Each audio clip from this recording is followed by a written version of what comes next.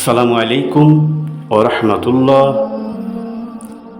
ইসলামে তাবলীগ এবং দাওয়াত আল্লাহ রাব্বুল আলামিন ফরজ করেছেন প্রত্যেক নর নারীর উপরে।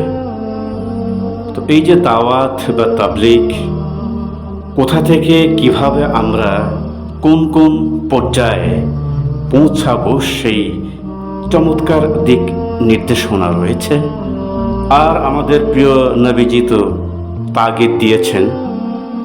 তার মধ্যে যদি বলি একদম ছোট্ট যে আদেশ সেটা হলো বাল্লিগু আন্নি ওয়ালাউ আয়া। তোমাদের যদি একটি আয়াত জানা থাকে বা জ্ঞানে থাকে সেটা তোমরা সবার কাছে পৌঁছে দাও।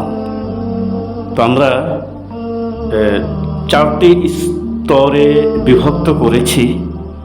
চারটি স্তরের যে স্টেপ বাই স্টেপ আমরা আল্লাহ তাআলার এবং রাসূলের বাণীগুলো পৌঁছে দেব মানুষকে সৎ পথে এবং সিরাতুল মুস্তাকিমে চলার জন্যে। সেই যে আহ্বান, সেই আহ্বানের যে স্তরগুলো চারটি, সেটি আমরা কুরআনুল কারীমের আলোকে এবার জানবো ইনশাআল্লাহ খুব সংক্ষিপ্তভাবে। প্রথমত বলা হচ্ছে ইয়া আইয়ুহাল্লাযীনা আমানু কু আনফুসাকুম ওয়া আহলিকুম নারা। সূরাতুল আত-তাহরিম ৬ নং আয়াতে আল্লাহ তাআলা ইরশাদ করছেন, হে ঈমানদারগণ, তোমরা নিজেকে এবং তোমাদের পরিবার পরিজনকে জাহান্নামের আগুন থেকে রক্ষা করো।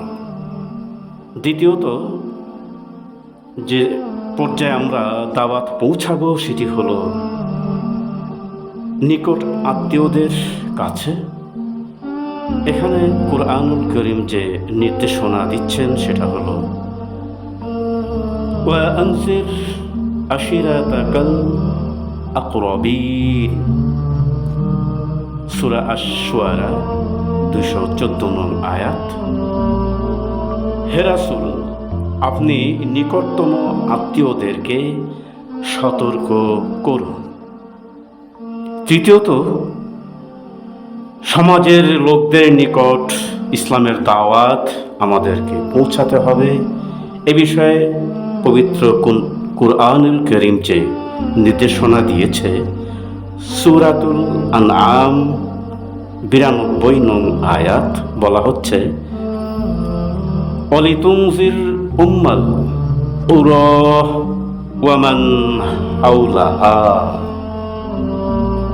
এই কুরআন আমি অবতীর্ণ করেছি যাতে আপনি মক্কাবাসী এবং এর পার্শ্ববর্তী এলাকাতে সকল মানুষকে সতর্ক করতে পারেন।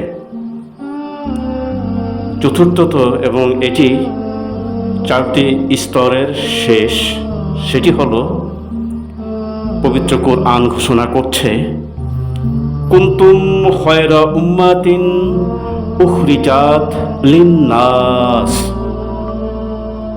আল ইমরান ১১০ নং আয়াত বলা হচ্ছে তোমরাই হচ্ছ সর্বোত্তম জাতি, মানব জাতির কল্যাণের জন্যই তোমাদের উদ্ভব ঘটানো হয়েছে বা এই পৃথিবীর বুকে পাঠানো হয়েছে।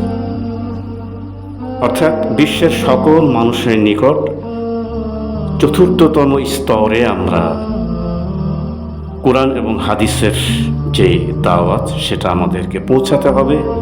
এই চারটি স্তরে আমরা হিকমার সঙ্গে প্রত্যেকটি স্তরেই যেন দাওয়াত পৌঁছাতে পারি, এটাই যেন আমাদের লক্ষ্য এবং উদ্দেশ্য হয় আমাদের জীবন সুন্দর এবং পরকালে মুক্তির জন্যে।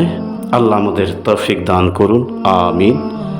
আসসালামু আলাইকুম ওয়া রাহমাতুল্লাহ।